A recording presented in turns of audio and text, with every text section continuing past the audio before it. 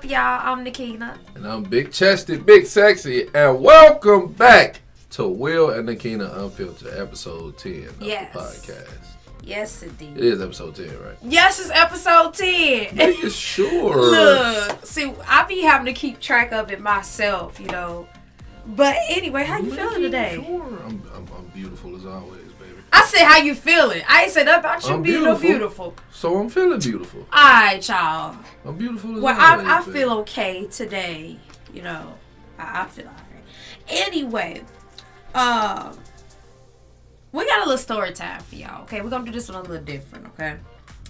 And this story time is about how we left Chicago with just $200 and a baby. A little bit less than $200. A little bit less Crazy, than $200. Yeah.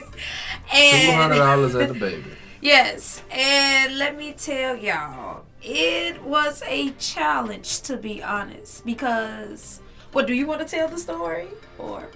I'll let you tell it. Okay, well, I guess I'll start it off. So, we're gonna go back some time, you know. So Will was working his little job or whatever, and it was job. It was the Lollapalooza. They have a little festival in Chicago, usually during the summer. So Will was working it, and you know he had got his little check from that. Little check. It was a small check. Little check. Will, come on now. She acting like she better than me. Look, I was in the process of getting enrolled at a college or whatever, Malcolm X College out there. Was you? Oh, you sure was. Yeah, and I had did all my paperwork, you know, got that situated, and you know, speed past that. We had decided to go to Iowa, where his dad is, you know. Yeah. And you know, Will was like, you know what? That old man ain't never leaving Iowa. Yeah, he loves it there. Oh my soul. I don't know why. I don't know why. But anyway, so forget what Will said. Interrupted me, rudeness. But yes, yeah. Dr. Disrespect. Really. Anyway, so he was trying to get his check cashed because we had a little conversation about, you know, leaving or whatever. Me and my mama had a little falling out at that time, and I had decided to go to my dad's house for a little bit, and I felt like it was time to go. So I left, you know. I decided to leave, and we already had plans on eventually going to Iowa, you know. We had had conversations with his dad about going there, you know, just to get away from Chicago and, you know, branch out, you know, type thing. So he got paid, and it was hard for him to get his check cashed. Like, the lady wasn't trying to cash his check. Yeah, she was not trying to. I don't know what made her cash it, but she randomly decided to cash it. And I was so thankful she did, because let me tell you, I was ready to go. Like, I was ready to go. You know, growing up, I was mostly with my mom, so anytime I, like, kind of went around my dad, I don't know, it was what it was. I wasn't really used to him like that, I just say. So I guess that's probably part of what it was, you know. So yeah, I felt it was time to go. I just needed to get a, you know, just a different environment, you know, just change it up. So I just left, you know. And like I said, it took forever to get it cashed because she was not trying to cash it. And then when she did, I don't know why that lady was acting like she I don't know, because she was like, you gotta have your photo with your name on it. I'm like, here's his ID, because, you know, we fresh out of high school. I'm like, look, here's his ID with his name on it. It showed the school we just attended. Like, look. Oh, my soul. She was trying to make it hard. She was like, oh, it has to have your photo. Right. That's my photo. It has photo and everything. What is you talking about? My whole photo and my name. I'm telling you all this information that you can clearly see right here. So, yeah, y'all. So, when I tell y'all, it was a wild experience. Okay, so we wanted to go get some food so that we could have some food to snack on a Greyhound. Yeah. Because the baby, you know, he was breastfed, so he had food, okay? Yeah. Us two, we ain't had nothing. Hush. I love to be breastfed. So look, I'm like, the only person gonna have something to eat is the baby, because we can't seem to get nowhere because we didn't have no wheels or anything. I mean, we had a bus, but we mostly walk. Most of y'all, if y'all from Chicago, you know, we walk unless everywhere you got a car. There, you know? If you ain't got no car, you walk everywhere. That's how we do out there, you know. So yeah, so, you know, 9 times you ain't got time to be waiting on no bus, right? So that's pretty much what we did. So we ended up Well, you could tell the rest of this story because we didn't get to go get our food and stuff. We was able to get our clothes, from my dad's house. But go ahead, tell your part from your aunt on down. Oh yeah, I had or whatever. I had went to I called my. Oh, did I go over there? I went over there. We walked over there and we had set up something to where she's not my real auntie. But she's so much like family to me because I grew up around her. Right, so that's your auntie.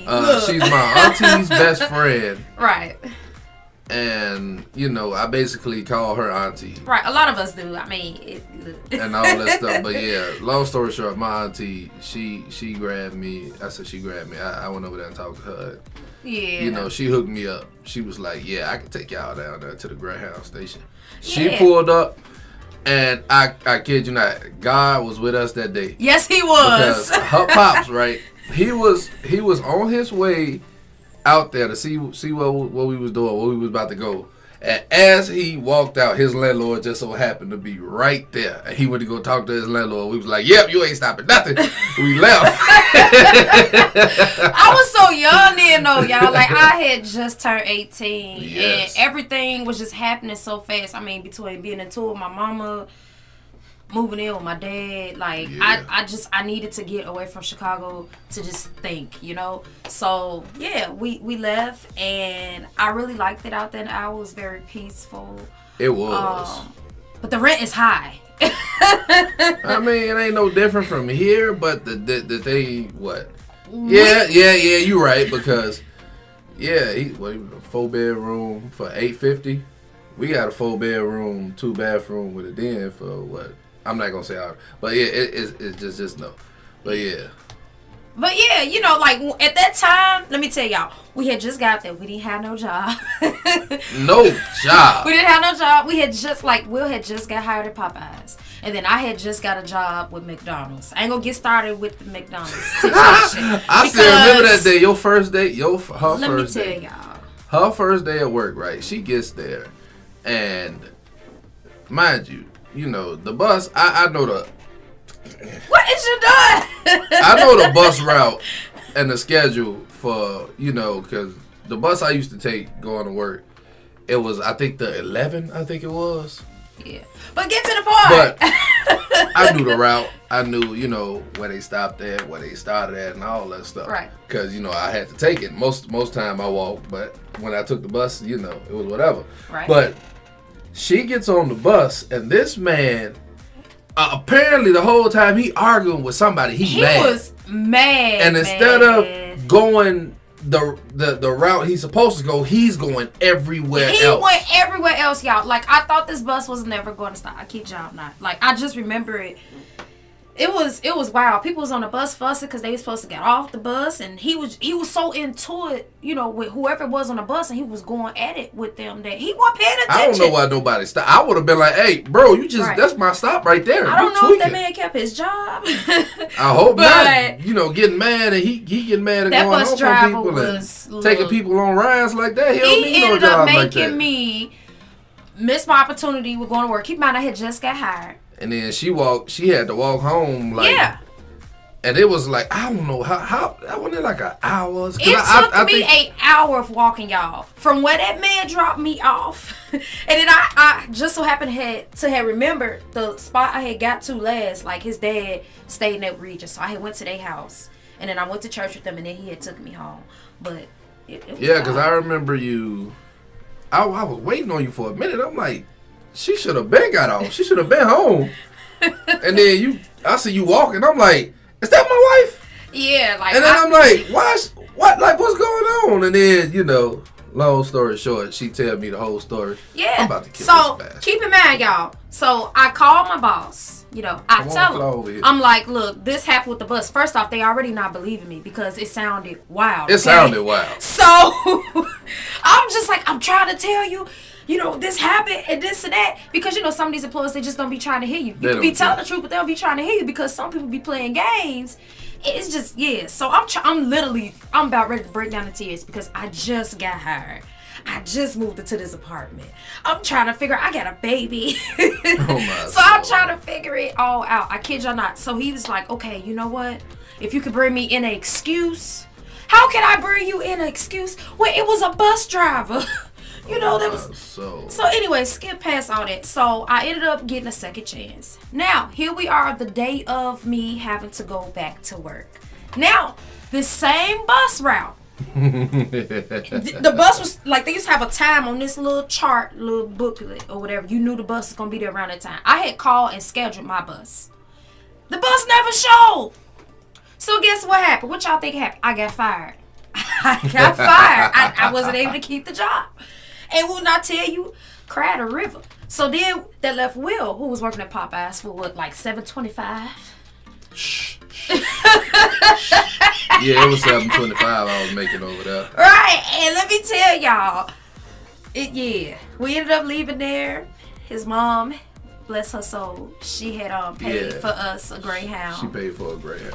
And when I tell y'all, it took forever to get from our to where we was going. Like, man, when I tell you, the sweetest lady you ever meet, like, she had work that morning. Okay, she was supposed to work. She had work that morning. The next day, we was on a Greyhound for like 2 days. We get there, and we ended up in Shreveport. Yeah, which was like 4 hours from where we were supposed to be. Right. And then, 3 hours, actually. It was somewhere in that range. Yeah, because Shreveport was 3 hours. Yeah, it was 3 hours from Natchez. Okay. But 3 hours, and she drove all that way to come pick us up, knowing she had to be at work. And then, because we got there like early, like, 5, 6 in the morning, and she drove all the way there. Yeah. And she was late for work picking me up. She drove there and she picked us up and then went to work, and I think she worked a double that day, if I'm not mistaken. Probably. I don't know. That lady was crazy. Look, I'm telling you, his mom was so sweet. I was so thankful she came and got us because we didn't know when the next bus was going to come. We had been waiting for hours. They had kept saying, oh, it's going to be here at this time. Oh, it's going to be here at this time. And it never showed. Keep in mind, y'all, while we was there, our luggage got lost. Boy. You remember that? Boy. And we I kid y'all not, we lost our luggage. And it was this box. And I kept telling Will, I was like, that box look like that's the one we taped up. He was like, nah. The bus driver said he already put ours on. Come to find out, the box that I had saw when we was getting on the bus to head towards Shreveport or whatever, like literally, that box went to another bus and it went somewhere else. And then they was like, oh yeah, you put in a little claim and this and that and all that. We followed direction. We did all that. Put in the claim and they got over on us. We got nothing. They got over on us. Greyhound got over on us. That's why to this day, I don't mess with them. I don't mess with Greyhound. No, baby. I do not mess with After that happened, I was like, nah, if I get on there, I got to just have me a purse or something. I can't get on there with no clothes, no stuff or whatever. Like I kid y'all not, a lot of stuff got lost. If I wouldn't have had enough diapers in my purse for the baby, because we had just bought him diapers and stuff, that was also in the box.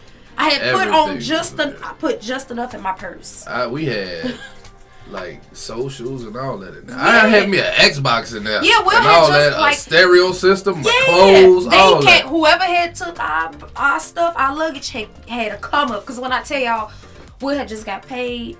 I bought me an Xbox. Yeah. I was like, Tekken Tag 2 had just came out. And I was just like, oh, we had got the baby some clothes at the time, which at that time was the oldest. Yeah. I'm just thankful I was smart enough to make sure I had plenty of diapers in my bag that I bought on the bus with me. Yeah. And his little pacifier and stuff like that. I was so thankful. But let me tell y'all, I think you got us like 2 sandwiches from Arby's. Yeah, I had with the Arby's. And let me tell y'all, keep in mind, we got on the bus with a little bit of change, and we made that work. Because like I said, the baby had food because he was breastfed. Let me tell y'all, it was a journey, man. It was a journey. But besides that, y'all, let me get started on my other topics. We was asked, should you make a woman/man earn your love? It depends. Well, nah. I mean, I say being faithful, yeah. everybody, you know, that's automatic. You know, you can't just sit here and play with people like that. Yeah. You know, you just cheating on them. And, you know, you tell them, oh, yeah, you the only one for me and all this. And you talking to, you know. all these other people. Yeah. Like, yeah. That's just grimy. No. That's just grimy. It is.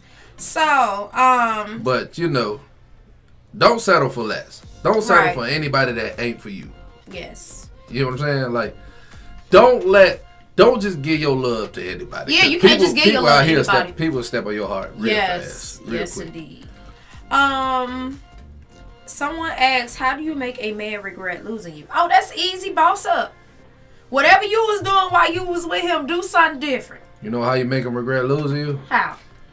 What you do is, right, if you wasn't working out and you wasn't looking good, you work out. You start working out, you start looking good, you start, you know, basically everything that you wasn't with him, you be with somebody else. That's what I just said. All the stuff that he wanted you to do it with somebody else. That's how you do it, though. That's really how you do it. That's how you make them regret it.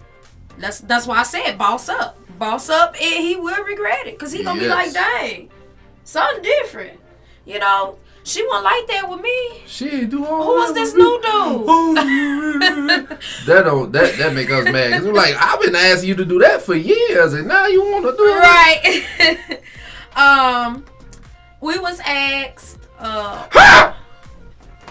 Will. I'm sorry. For real. I'm sorry. I'm playing Resident Evil. Will is playing Resident Evil, okay? He on the desktop right here. I'm sorry for those of y'all who listening to this on Spotify and SoundCloud. I'm so sorry. Disrespect is smacking me in my face right because now. I told him not to play this game. I'm sorry. Talking. I'm sorry. I had to. We was asked, when should a woman introduce her man to her family? To me, when she know he's the one. Okay, I'm gonna let you not talk when first. You think he's the one, but when you know. Okay. This man, he bend over backwards for you. He bending over backwards. Any and everything. He puts you first. Right. He treats you like you're supposed to be treated. Not how he wants to treat you, but how you're supposed to be treated. Yeah. And I was just about to say, you know, sometimes... Treats you as a priority, not an option. Go ahead. I had to get that in. Okay. But sometimes, you know, when you meet somebody, you just like, oh, this person is cool. You know, I'm really feeling them, da-da-da. And you kind of move too fast. And you don't know what this person's into or what they doing. So, like he was saying, I feel like it's kind of best to get to know that person fully. Like, I ain't talking about no just we've been talking on the phone for like a week or two. Like, actually get to know this person. Be going to their place, you know, going out. Instead of just hurrying up and bringing them to your home. Because you can put someone else in danger that's in your home. Not knowing what this person is into. You never know. So, I feel like when is the right time? It's like what he said, when you know. Not now when you think, when you know. Right, not when you thinking of how nice he is and how he this and that. Actually get to know this person. Because I feel like that's a lot of people mistake. And I just feel like you put other people in danger when you do that. Yeah. And it's not fair to others. Especially if you got kids. If you got kids and you bring in some strange dude that you just met around your kids. Yeah. I feel like, I'm not going to say you're a terrible mother, but my mother didn't do it, so... Yeah, but I just feel like you know, sometimes you know you get wrapped up when you get wrapped up in a new person when you meet them and you got butterflies and this and that. Yeah, but you got to push the butterflies to the it. side because nowadays most of the time, I've even had friends who told me they thought the guy was the perfect guy, and then as soon as they finally brought him to the house, moved them in, and that's when the monster came out. So a lot of them. You know, had daughters. A few of them had daughters, and the dudes was liking they underage daughters, and it was just like, you got to know this person before you bring them around your family. Especially when you got kids, man. You got you got to protect your family. And when you a parent, your number one priority is your kids, and if you putting them in danger, you know, well, if a person, dang nuts, but if you know. A person you got around you is a danger to them kids. You don't need that person around you. Yeah. Yes, indeed. But, you through? Because I ain't want to go to the next one. Okay. We were asked, and by the way, you know, we tell y'all if y'all have questions y'all want us to answer in the podcast, you know, to DM us or whatever. Wasn't it a girl who was like, a woman who was like, her husband, she want her husband to get a butt job. A butt job. And she was like, only way he'll get it is if I say. Her name was Cheyenne. She said she didn't mind her name being said. Look, Cheyenne, I'm not getting no butt job. Look, I'm a grown man. I'm not getting it. I'm not going to advise your husband to get it because he's a grown man. I mean, unless he going for the bootylicious look, you know. I'm Pancake Pamela. You know. Look, I don't mind being Pancake Pamela until, you know, because I want to work for it. If your husband ain't got no booty, tell him to get in the gym and work for it. Look, do some squats. That's what I tell him. I've been telling Will to do him some squats. Look, yeah, I do squats all the time. I do the hip abductor and the you know, my leg presses and all that stuff. Mm-hmm. Yeah, I get it in. What was it? Oh, we was asked, how did it feel when we both became parents for the first time? Oh, it was nice. It took some getting used to for me though. For me, you know. Even though I had a little sister who was technically like my child, because I kid you not, that little girl when she was a baby, when she came home, my mama brought her home. I swear I turned into daddy. I was always feeding her, always holding her. She'll cry. I'd be like, you know, basically, I took daddy role on. Right. Her daddy was around, but you know, one of them niggas who around but don't take care of his kids. Yeah, get to the point. If this gnat keep running across his lens. Stay the hell off my camera. Just leave the camera alone. Now, what are you saying? But yeah, you know what I'm saying.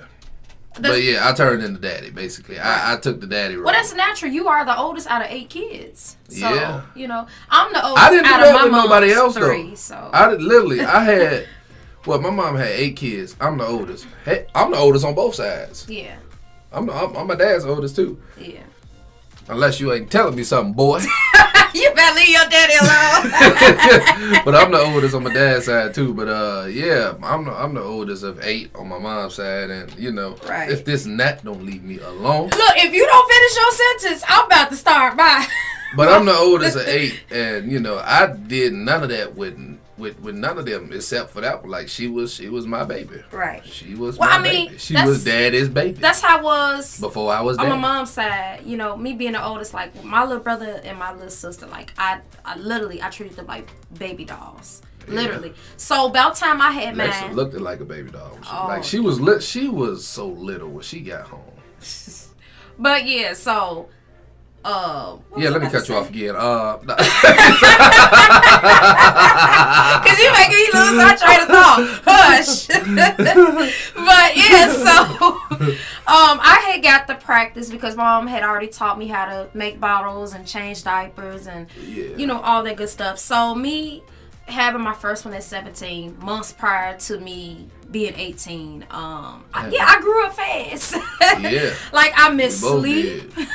I miss sleep. You know, I tried bottle feeding him at first, and he did not like it.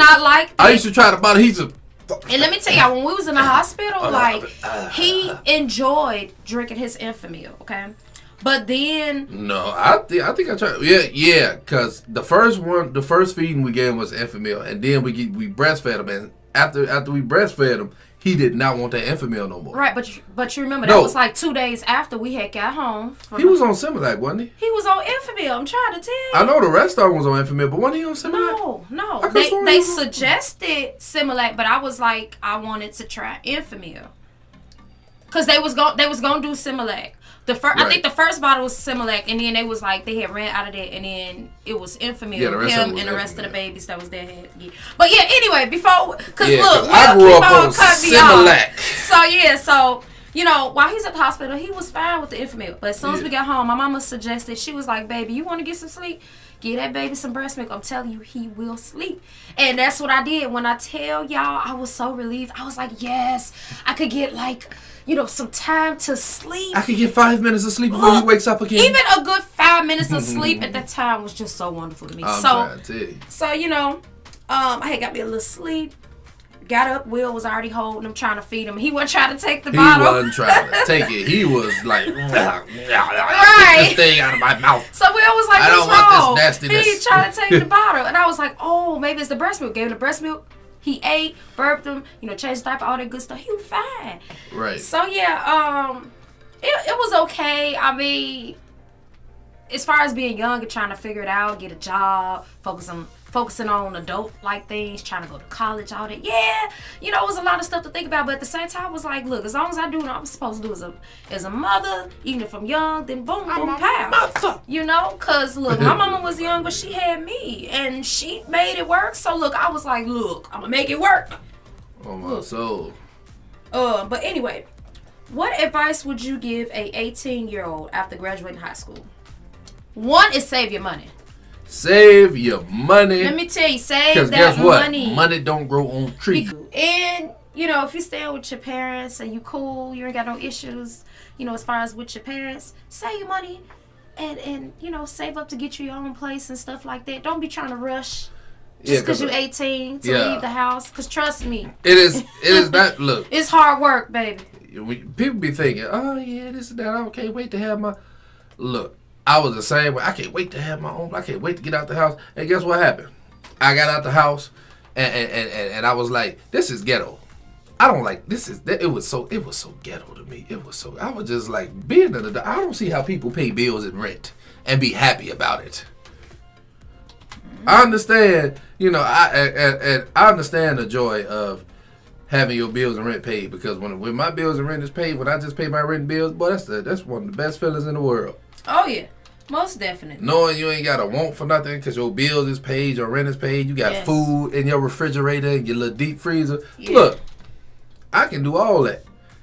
But it hurts just to let that money go. When it's time for rent to be due, you be like, I hate it. You be like, man, I gotta come up off this. I'm like, why can't I keep this in my pocket? That internet bill, that Hulu, that Netflix, all that hit. You like, man. See the only thing, the Hulu and the Netflix and all that. But when that rent come around, I'll be like, man, why can't I just hold on to this money? Look at all this money. I can't just hold on to it. Let me tell y'all, man. Oh, my soul. By the time we had done got to Natchez and I was 18, and when I tell you, being an adult is ghetto, boy. I was like, man, it seems so much easier when you're a kid. You just like, I'm gonna get my own place. I'm gonna do this and I'm gonna do that. And then when you hit 18, life start kicking you up and down. Just if like if your parents ain't pushing you out their house, don't rush out their house. I promise you. Please don't rush out their house. Take your time. Take your time. Save your money. Save that money. And make sure you well off. Make sure your figures looking right before you leave. If Will had a child before you got together, would you allow him to see that child? Yes. Not only is it because that child existed before I even existed with him. That's one reason. Two is because a child should never suffer because of the issues the parents have. Right. You know, that should be separated. What went down between the parents or whatever, whoever you're in a relationship with, should always be separate from the child. Yeah. You know, it might hurt, especially when you're in a relationship with somebody have an outside baby. It hurts, but the child should never suffer. The child did not ask to be here. So it's not an outside baby if that child existed before you even came into the picture. But I just said if you are in a relationship with that person. Right, if that happens. Yeah.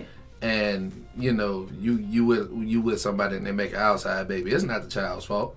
Right. But if that child existed before then, you can't say nothing about that because that's his baby. Right. Because I'm for sure not about to, I'm not about to not be in my child's life because a chick don't want me to be around my child. I mean, you can kick rocks. That's my baby. Kick rocks. Yeah. It be like that. Yeah. But yeah, y'all. We appreciate y'all for watching. If you're new, subscribe if you're watching on YouTube. If you listen to us on Spotify, subscribe. SoundCloud, I hope you tune in for the next episode. Subscribe, we appreciate you all. And have a blessed day. Keep listening, shawty.